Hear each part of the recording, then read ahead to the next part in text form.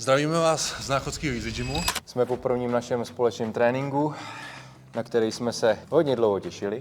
Trval 3 hodiny. 8 měsíců jsme laborovali nad tím, vylepšovali, inovovali náš záměr. Doposavad jsme jezdili do Hradce Králové do Bodyflexu, kde zdravíme personál a tým, který tam je. Velice sympatický lidi. Zatím tady můžeme cvičit pouze my, protože nemáme důležitý oprávnění. Aby jsme vás se mohli pustit, ale až je budeme mít, tak se budete moct sami přesvědčit o tom, jak moc jsme za posledních 10 měsíců dřeli. Myslím si, že ta komunita lidí tady bude skvělá už z původního Easy Gymu. Záměr je udělat tady komunitu lidí, kteří si sem vždycky rádi přijdou popovídat, zacvičit, poradovat se. Na baru se vykecávat.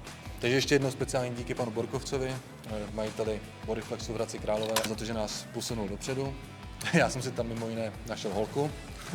Takže vše špatné pro něco dobré. A těšíme se, až vám to tady budeme moct všechno ukázat. Jinak tohleto nepostavil tým specializovaných lidí, tohle postavil jeden jediný člověk a ten tady sedí vedle mě, zná tady každý milimetr a přes 20 let cvičí a všechno si to vybudoval z vlastní hlavy pro takový lidi, jako je on. Pozitivní. Přivítat tady lidi, kteří ve starém Easy nikdy nebyli, kteří mají doma děti, kteří chtějí se sebou něco dělat. A budeme se posouvat dál.